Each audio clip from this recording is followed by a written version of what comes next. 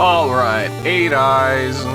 Artwork looks okay. Matches the box. Matches the artwork on the cartridge.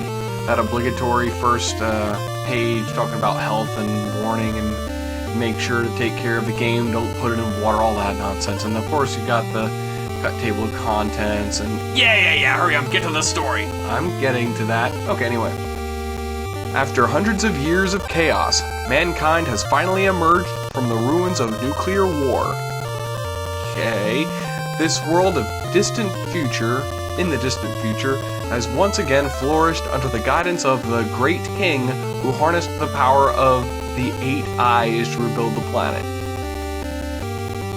Okay, this is already sounding stranger than the story I told.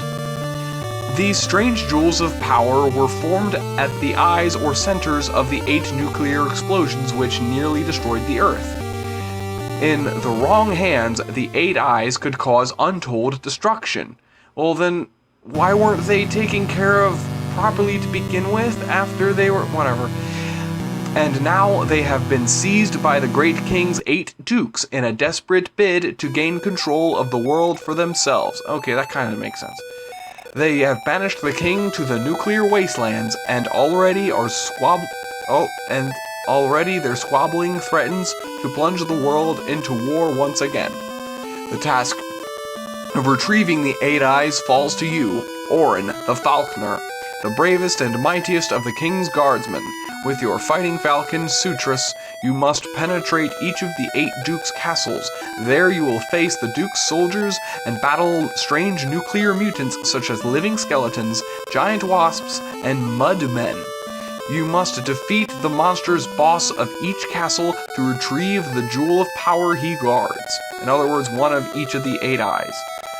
Then, to complete your quest, return the 8 eyes to the altar of peace to await the return of the great king so that he may finish rebuilding the earth. Your reward will be the eternal gratitude of all mankind. Yeah, I gotta agree, that does sound pretty far-fetched, especially compared to the story you just told, which yours is actually kind of true in this case. Yeah, okay, with such an interesting story, why didn't they put that in the game?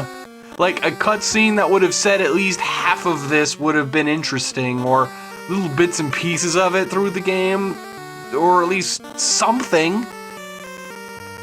Anyway. Hey, I think there's more in here. How about you give it a read? Yeah, just the controls and stuff. Oh, wait. So this is apparently how you control Sutras. That's interesting. I definitely need to remember this. Selecting a level. We already know about that. How to play. I already know the point of this. Doors. Yeah. This is all kind of normal and whatever. Just keep going. I am, if you would just shut up.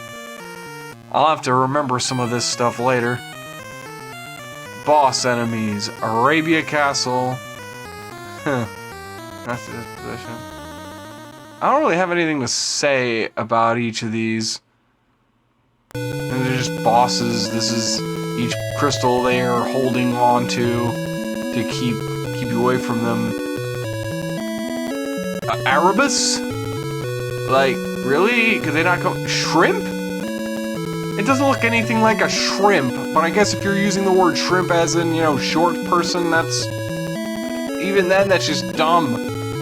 Like, I think of a cloaked, hooded figure, I think more of a thief or something that's got, like, treasure hidden on him or something. I don't think... Scimitar Sam? Like, are you kidding me? Is that the best they could come up with? Yoga? They named a skeleton Yoga. He's sitting down and throwing a fireball. He's sitting Indian style and throwing a fireball, and his name is Yoga. I am totally not understanding what they're trying to tell me here. This is just absurd. Absurd! Anyway, Sir Slice?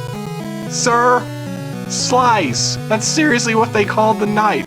Crossboy, like, as in crossbow, but it's a boy holding the crossbow. I should probably stop trying to understand this. Slim, they called the skeleton. I'm just gonna keep going.